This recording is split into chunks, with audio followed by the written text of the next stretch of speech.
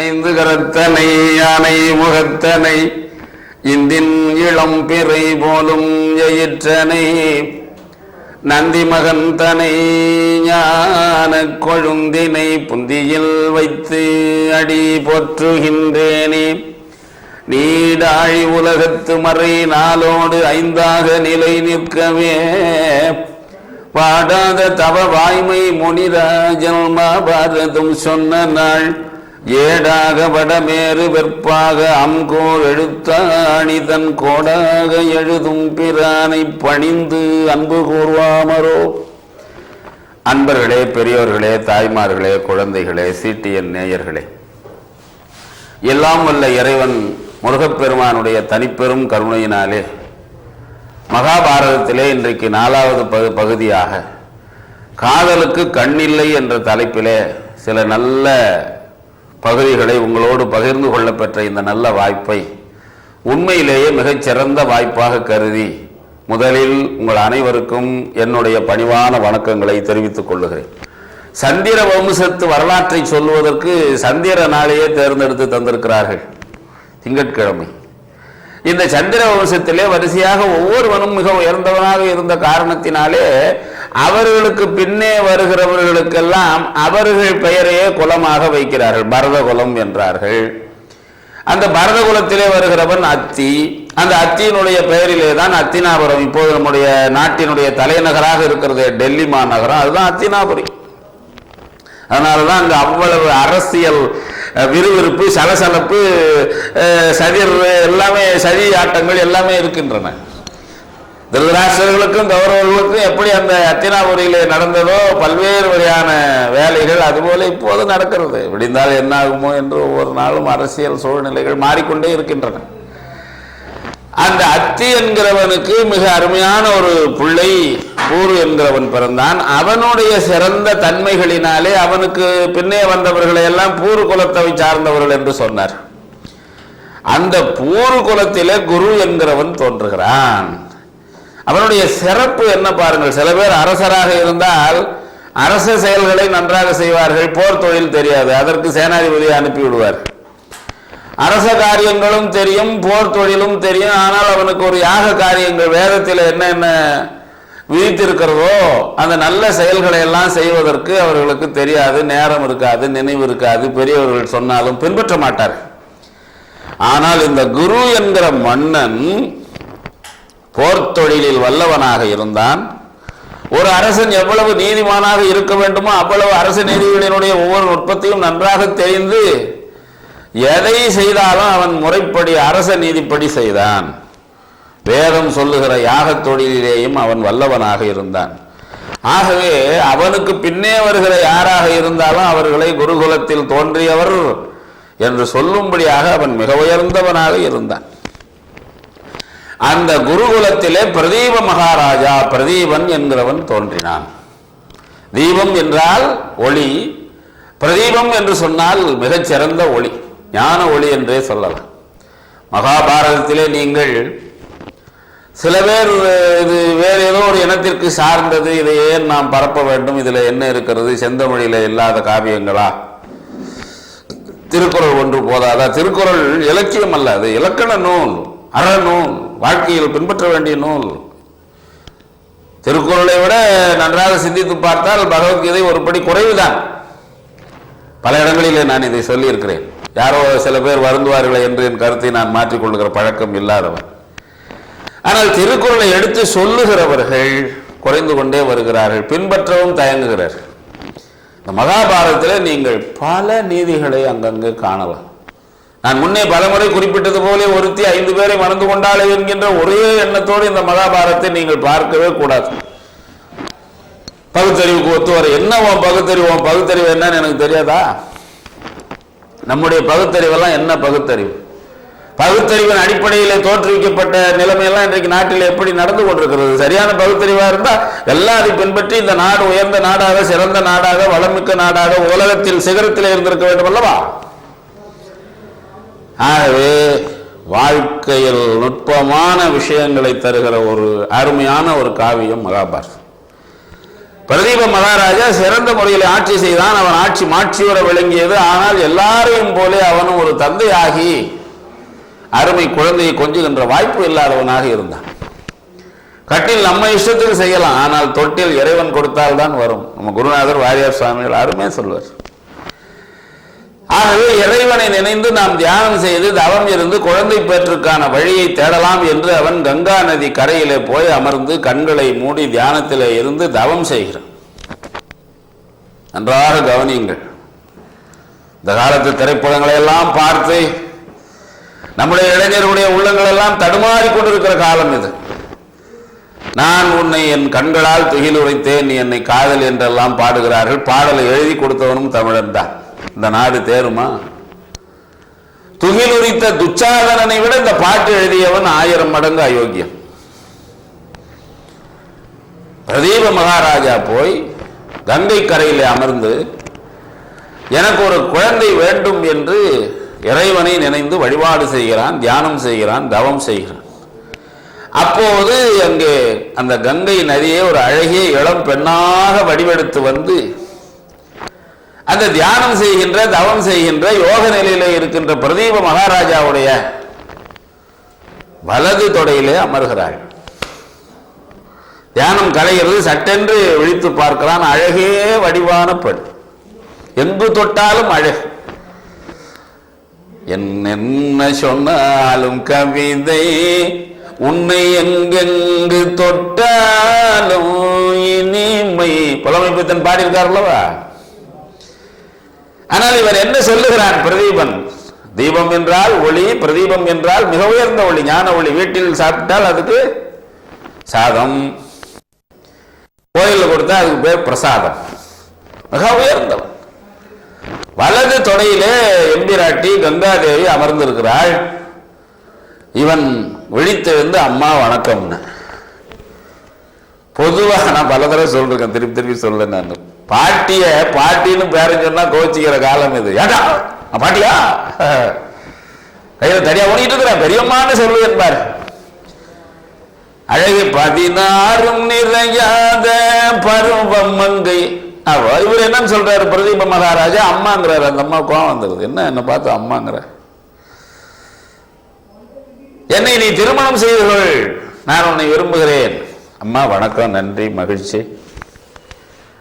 நீங்க அழகி, அதில் ஒன்றும் ஐயமில்லை, எதிர்மறையான சிந்தனை கிடையாது. ஆனால் நீங்கள் நம்முடைய தர்மசாஸ்திரத்தை தெரிந்து கொள்ளவில்லை போல தெரிகிறது. ஒரு ஆண் மகனுடைய வலது பகுதி மகனுக்கு உரியது, இடது பகுதி மனைவிக்கு உரியது. நான் தியான நிலையிலே தவ நிலையிலே அமர்ந்திருக்கிற பொழுது தேவரீர் என்னுடைய இடது தொடையிலே அமர்ந்திருப்பீர்களே, ஆனால் நான் கண் விழித்து பார்த்தவுடனே உங்களை கட்டி அணைத்திருப்பேன், காதலித்திருப்பேன். ஆனால் நீங்கள் என் வலது தொடையிலே அமர்ந்த காரணத்தினாலே அது மகனுக்கு உரிய இடம் ஆகையினாலே நீங்கள் என் மருமகளாக ஆகிவிட்டீர்கள். மருமகளை தீண்டிய மா பாதகத்தை நான் செய்வேனா? வணக்கம், நன்றி, போய் வாருங்கள். என்ன தத்துவம் இதெல்லாம்! நம்ம நாட்டு எங்க தொட்டா என்ன கட்டி பிடிமா சினிமா பாட்டுக்காரன். நீங்க நிறைந்து பாருங்கள், சிந்தித்து பாருங்கள். பட்டால் என்ன, தொட்டால் என்ன, கெட்டால் தானே பாவம்னு ஒருத்தர் புதுசா தத்துவம் சொன்னார். பாரதம் எவ்வளவு நுட்பமான நாகரிகத்தை, பண்பாட்டை சொல்லுகிறது பாருங்கள். காதலுக்கு கண்ணில்லைன்னா பின்னால வரப்போகுது. இது இல்லை. நீங்கள் என்னுடைய இடது தொடையிலே அமர்ந்திருப்பீர்களே, ஆனால் என்னுடைய மனைவிக்குரிய பகுதி அது ஆகையினாலே கண் விழித்து பார்த்ததும் உங்களை கட்டிப்பூடி அப்படி நான் பிடித்திருப்பேன், நீங்களும் பிடித்திருப்பீர்கள். ஆனால் நீங்கள் என் வலது தொடையிலே அமர்ந்த காரணத்தினாலே என்னுடைய மகனுக்குரிய பகுதி அது ஆகையினாலே நீங்கள் எனக்கு மருமகளாக ஆகிவிட்டீர்கள். மருமகளை நான் தொடுவேனா? பாவம் அல்லவா? இந்த அம்மையார் அடுத்த நொடியிலே விண்ணுக்கும் மண்ணுக்குமாக நிற்கிறாள். கங்கா பவானி. வணங்குகிறான் பிரதீப மகாராஜ். அம்மா தாயே வணக்கம், லோக மாதா, நீர் இன்றி அமையாது உலகு எனின் யார் யாருக்கும் வானின்று அமையாது என்றார் திருவள்ளுவர். அதுபோல நீங்கள் இல்லாமல் இந்த உலக பயிர் வாழாது, வளராது, உயிர் வாழாது, வளராது. ரொம்ப நன்றி. இவ்வளவு பெரியவர்கள் என்னை தேடி வந்தீர்கள். பிரதீபா, நீ உயர்ந்தவன், சிறந்தவன், மேலானவன், ஒழுக்க சீலன். உன்னுடைய ஒழுக்கத்தை, தவத்தை நான் சோதித்து பார்ப்பதற்காகத்தான் வேண்டும் என்றே வலது தொடையிலே அமர்ந்தேன். நீ என்னை வாரி அணைத்திருந்திருப்பாயானால் உன் தலை சுக்கு நூறாக உடைந்து போயிருக்கும், பொடி பொடியாக ஆகியிருக்கும். நீ ஒழுக்கத்தில் சிறந்தவன். ஆகவேதான் தர்ம நியாய முறைப்படி என்னை நீ மருமகள் என்று கருதினாய். நீ மிக உயர்ந்த உன்னதமான வாழ்க்கை வாழ வேண்டும். நீ விரும்பியவாறே நான் உனக்கு மருமகளாக கட்டாயம் வந்து வாழ்வேன். நீ வாழ்க வாழ்க என்று வாழ்த்திவிட்டு கங்காதேவி மறைந்து விடுகிறாள். சில காலம் கழித்து அந்த பிரதீப மகாராஜா தன்னுடைய தவத்தின் பயனாக ஒரு அருமையான பையனை பெற்றெடுக்கிறார். ஆண் குழந்தை பெற்றெடுக்கிறான். அவனுடைய அன்பு மனைவி கருவுற்று 10 மாதம் சுமந்து உயர்ந்த ஆண் குழந்தையை தருகிறாள். அவன் நாளொரு மேனியும் பொழுதொரு வண்ணமாக வளர்கிறான். எவ்வளவு உயர்ந்த தவத்தை மேற்கொண்டிருக்கிற பிரதீப மகாராஜாவுக்கு பிள்ளையாக பிறக்கிறான் என்று சொன்னால் அவன் உயர்ந்தவனாகத்தானே இருக்க வேண்டும். நன்றாக நீங்கள் பல விஷயங்களை சிந்திக்க வேண்டும். மகாத்மா காந்தியடிகளுடைய முதல் மகன் இவர் உலக பிரசித்தி பெற்ற மிகச்சிறந்த விஐபியாக, மகானாக, பெருமானாக, மகாத்மாவாக இருந்த காலத்திலே கண் மண் தெரியாமல் குடித்துவிட்டு நடு பாதையிலே விழுந்து கிடக்கிறார். செய்தி போகிறது மகாத்மா காந்தியடிகளுக்கு. நாம இருந்தா என்ன சொல்லுவோம்? செய்தி கொண்டு வந்தவனை உதைப்போம், திட்டுவோம், போட அந்தாண்டா அவன் என் பையனே இல்லை என்று சொல்லுவோம். ஆனால் மகாத்மா காந்தியடிகள் ஹரிச்சந்திரனுடைய வரலாற்றை எல்லாம் அன்னையிடம் கேட்டு உள்ளத்தை பக்குவப்படுத்தி கொண்டவர். ஆகவே அவர் சொல்லுகிறார், அவனை பெற்றெடுப்பதற்காக நான் என் மனைவி கஸ்தூரிபாயை கலந்த பொழுது காமாந்தகாரனாக, காமாதூரனாக இருந்தேன். மனத்திலே உயர்ந்த சிந்தனை எனக்கு கிடையாது. அதனாலே அந்த நேரத்திலே அந்த குழந்தை பிறப்பதற்கான விதையை நான் விதைத்த காரணத்தினாலே விதை வேறு விளைவு வேறாக இருக்க முடியாது அல்லவா? ஆகவே அந்த விதையை குற்றமுடையது ஆகையினாலே அவன் என் குணத்துக்கு உரியவனாக இல்லை என்று உண்மையை சொல்லுகிறார். நான் சொல்லுவோமா, நான் இவ்வளவு நல்லவன், எனக்கு போய் இப்படி ஒரு பையன் பிறந்திருக்கானேப்பா அந்த நேரத்திலே. ஆகவே உன்னதமான ஒழுக்க சீலனாக விளங்கிய பிரதீப மகாராஜாவுடைய மகன் என்றால் அவன் எப்பேற்பட்டவன். அவனுக்கு பெயர் வைத்தார்கள் சந்தனு. தனு என்றால் உடம்பு, சம் என்றால் உயர்ந்த, சந்தனு உயர்ந்த திருமேனியை உடையவன். சம்னா உயர்ந்த, பந்தம்னா உறவு, உயர்ந்த உறவு சம்பந்தம். நம்ம சம்பந்தின்னு சொல்லணும். நம்மால் அப்படியே சொல்றான், அவர் வர்றாருங்களே அவர் தான் என் சம்பந்திம்மா, நல்ல குரங்குன்னு அர்த்தம். இவனும் அதை கேட்டுக்கிட்டு ஆமாங்கன்னு கை கழுவி சோறு தின்ட்டு போவான். எங்க சம்பந்தி வந்தாரு, சம்பந்தி போய் அது கொலை. இங்கிலீஷ்ல அப்படி தப்பா பேச முடியுமா? வெல்லும் சொல் என்றே ஒரு நிகழ்ச்சி நடக்கு. தமிழ் நலத்தை புரிய வைக்க ஒரு திட்டமும் வைத்திருக்கிறேன். அந்த சந்தன மகாராஜாவினால் ஒரு மேனியும் பொழுது ஒன்னமாக அந்த இளைஞன் வளர்கிறான். ஒரு முறை வீதியிலே சென்று கொண்டிருக்கிற பொழுது எதிர்பாராத விதமாக ஒரு மூதாட்டியின் மீது படுகிறது. உடனே அவள் இள நங்கையாக மாறிவிடுகிறார்.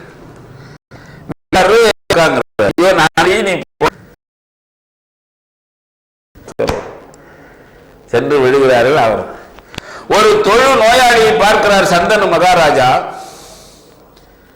அதை தொடுகிறார். அந்த தொழு நோயாளி, தொழு நோய் தீர்கிறது. நாமளே ஒருத்தரை தொட்டா உங்க ரொம்பலாம் சொன்னா நீங்க வந்து மனம் நல்ல ரீல் விடுறாருன்றீங்க. நம்ம வீட்டு கிரைண்டரு, நம்ம வீட்டு பெண்களிலே மாவு ஆட்டி வைக்கிற பொழுது ஒருவருடைய கையினாலே மாவு, உளுத்த மாவையும் அரிசி மாவையும் கலந்து வைத்தால் அதிகமா உபரியாகி 50-60 இட்லி அதிகமாகுது. நம்ம வீட்டிலேயே வாழ்கிற இன்னொரு பெண் தொட்டு அதை கலக்கி வைத்தால் 50 இட்லி வர்றது 30 கூட காண மாட்டேங்குது. ஏன்? அந்த கையில் என்னமோ இருக்குது. கடவுளாவது ஒன்றாவது என்றெல்லாம் பேசுகிறார். இயற்கை, விஞ்ஞானம். ஆகவே இப்படி நம் கண் முன்னே இந்த காலத்திலேயே 2001 இருக்கிறது என்று சொன்னால் மிக உயர்ந்த ஒழுக்க சீலனாகிய பிரதீப மகாராஜாவுடைய அருமை மகன் சந்தனு எவ்வளவு உயர்ந்தது. அவன் நல்ல கட்டிளங்காளையாக ஆன பொழுது அவனை ராஜாதி ராஜனாக ஆக்குகிறார் பிரதீப மகாராஜா. அருமை மகனே, நீ வேட்டையாட செல்லுகிற பொழுது எதிர்பாராத விதமாக கங்கா தீரத்திலே ஒரு அழகிய இளம் பெண்ணை நீ தரிசிக்க நேரும், சந்திக்க நேரும். ஏன், எதற்கு, எப்படி என்று எதிர்கேள்வி போடாமல் அவளை நீ திருமணம் செய்து கொண்டு மகிழ்ச்சியோடு வாழ்க, இதுதான் என்னுடைய அன்பு கட்டளை, வேண்டுகோள் என்று அருமை மகன் சந்தனுவை ஆட்சி பீடத்தில் அமர்த்திவிட்டு அவன் துறவு கோலம் பூண்டு விட்டான். எதிர்பார்த்து இயங்கவில்லை சந்தன். அவருடைய அரச காரியங்களை முறைப்படி செய்து கொண்டிருந்தார். ஒரு நாள் வேட்டையாட செல்லுகின்ற நாளில் வேட்டையாட போகிறார். வெகு தூரம் வேட்டையாடி போனார். ரொம்ப களைத்து விட்டார். பசி, தாகம், களைப்பு. அப்படியே மெல்ல வருகிறார். கங்கா நதி தீரத்திலே தண்ணீர் பருக போகிற பொழுது அந்த கங்கை கரையிலே அழகே வடிவான இள நங்கை ஒருத்தி மெல்ல போகிறார். எப்படியெல்லாம் அதை வர்ணிக்கிறார். உற்று உற்று பார்க்கிறார். அந்த அழகிலே தன்னை மறந்து இந்த அழகி நெஞ்சை பறிகொடுக்கிறார். வையக மடந்தைகொள் வரை மடந்தைகொள், வையக மடந்தைகொள் வரை மடந்தைகொள், செய்ய பங்கைய மலர் திருமடந்தைகொள், துயவள் கலைவித சொல் மடந்தைகொள், ஐயமுற்றனன் இவள் ஆர்கொள் என்னவே. பூமாதேவியோ மலை மகளாக, மலை வளர் காதலி பெண்ணாக விளங்கக்கூடிய அந்த உமா மகேஸ்வரியோ, திருமால் மார்பிலே விளங்கி தோன்றுகிற மகாலட்சுமியோ, சகலகலா வல்லியாகிய சரஸ்வதியோ என்றெல்லாம் நினைக்கிறார். வையக மடந்தை என்று சொன்னதனாலே பார்க்கிற பொழுதே பொறுமையின் பூஷணமாக, பொறுமையின் அணியாக திகழக்கூடிய அளவுக்கு மிக உயர்ந்த பெண். நம்முடைய நடை உடை பாவனைகளிலேயே நம்முடைய உள்ளம் தெரியும், குணம் தெரியும், பண்பு தெரியும், பழக்கம் தெரியும். சில பேர் எப்ப பாருங்க கெக்க கெக்கன்னு ஆஃப் லூஸாவே இருப்பான். எதுலையும் வாழ்க்கையில் முன்னேற முடியாது. சிலரை பார்த்தால் பாரதிதாசன் ரொம்ப அழகா சொல்லுவாரு, தமிழ் இசை பேச்சும் செங்கோலோச்சும் தடக்கை வீச்சும் காதலை பாய்ச்சும். பாரதிதாசன் மரபறிந்து கற்றவர். நான் அடிக்கடி சொல்றது உண்டு. சுப்பிரமணியர் துதி அமுதை எழுதியவரை சஞ்சீவத்தின் சார்பில் எழுத வைத்த பரமசிவம் இறைவன் ஏன் அப்படி செய்தார் என்றால்,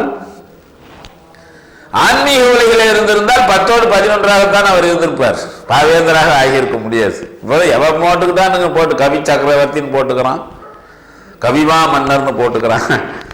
அரசாங்கம் கலைமாமணி பட்டம் கொடுக்கு, நமக்கு அதுக்கு வாங்குற தகுதி இல்லையேன்னு இவன் கவிமாமணின்னு போட்டுக்கிறான். வெட்கமே இல்லாமல் போட்டுக் கொள்ளுகிறார்.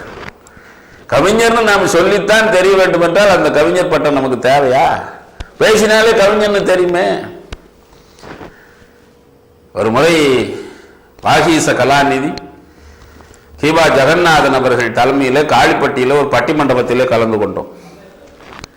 நிகழ்ச்சி முடிந்த உடனே அவருக்கு சூடா ஹார்லிக்ஸ் கொண்டு வந்து கொடுத்தார்.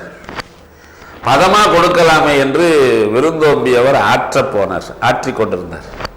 அது சொல்றார், சுவாமி நான் ஆத்த மாட்டாதவம்பாங்கிறார். 2 பொருளிலே சொல்லுகிறார்.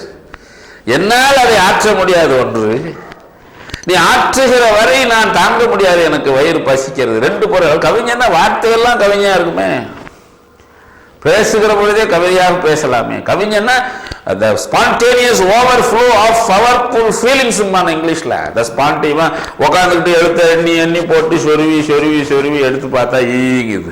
இவன் கவிஞர் டிகிரி போட்டுக்கிறேன், போய் தொலைது விடுங்க.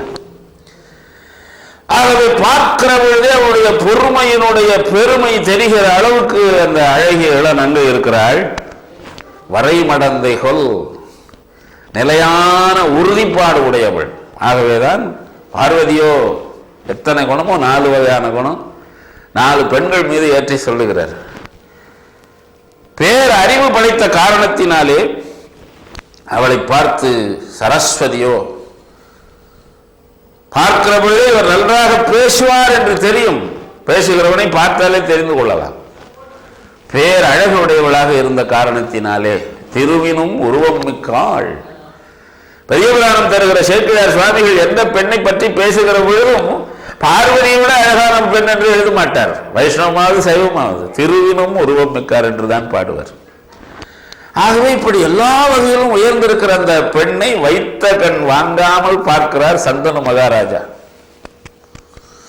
நன்றாக உற்று பார்க்கிறார். ஒருவேளை இவர் தேவமகளோ தேவ நங்கையோ தேவதையோ? பார்த்தால் கண்கள் இமைக்கின்றன, அவளுடைய கால்கள் நிலத்திலே தோய்கின்றன. ஆகவே இவள் நிலமகள் தான். உடனே அருகே போய் யாவர் செய் புண்ணியோ நீ என புகழ்ந்து போற்றினான். உங்க அப்பா அம்மா எவ்வளவு தவம் செய்திருந்தால், புண்ணியம் செய்திருந்தால், நீ பேர் அறிவோடும் பேர் அழகோடும் கற்போடும் பொறுமையோடும் இவ்வளவு அழகோடும் பிறந்திருப்பார் உங்க அப்பா அம்மா. இதே மாதிரி கந்த புராணத்துல முருகப்பெருமான் வள்ளியம்மையாரை பார்த்து வர்ணிக்கிற பொழுது, யார் செய்த புண்ணியமோ நீ இந்த உலகத்திலே நடந்து வருகிறாய். அதே போல திருவாரூரிலே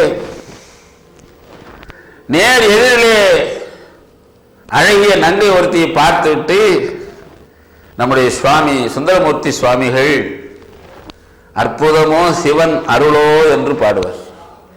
ஆகவே பெற்றோர்களுடைய புண்ணியம் பிள்ளையாக வந்து பிறக்கிறது. யார் என்று கேட்கிற உடனே அவள் நான் கங்காதேவி, கங்கை பெண் என்று சொல்லுகிறாள்.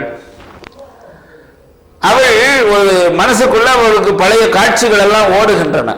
நாம் யார், இவர் யார், ஏன் நம்மை இவர் வந்து சந்திக்கிறார்? ஆகவே நாம் இப்போது இவரை ஓகே திருமணம் செய்து கொள்ள வேண்டும், இசைய வேண்டும் என்று அந்த அம்மையார் உடனே பார்த்து அவர்களுடைய நம்முடைய துன்பத்தை நம்முடைய சாபத்தை தீர்க்க வந்தவர் இவர் என்று நன்றாக தெரிந்து கொண்டு அவருடைய பேச்சுக்கு இசைகிறாள். சந்தனவும் அப்படியே மனம் நெகிழ்ந்து உடனே ஒரு கேள்வி கேட்கிறார், நீ கன்னியாக இருந்தால் என்னை திருமணம் செய்து கொள்வாயான்? இப்ப நம்ம பசங்க மெட்டி போட்டிருக்குதா இல்லையான்னு பார்த்துட்டு லவ் பண்ண மாட்டான். இருந்தா என்னடா பரவாயில்லம்மா. தமிழ் அப்படி கெட்டு போயிட்டான். எப்படி கெட்டு போனான்னு தெரியல சாமி. சந்தன மகாராஜா கேட்கிறார் அந்த கங்கை பெண்ணை பார்த்து, நீ கன்னியாக இருந்தால் என்னை மணந்து கொள்வாயா என்று கேட்கிறான். அதற்கு அவள் என்ன பதில் சொன்னால் அவர்கள் எப்படி திருமணம் செய்து கொண்டார்கள், அதற்கப்புறம் அந்த காதலுக்கு கண் இல்லாமல் எப்படி போனது என்ற செய்தியெல்லாம் அடுத்த திங்கட்கிழமை பார்ப்போமா? உங்கள் அனைவருக்கும் என்னுடைய நன்றி, வணக்கம், வாழ்க.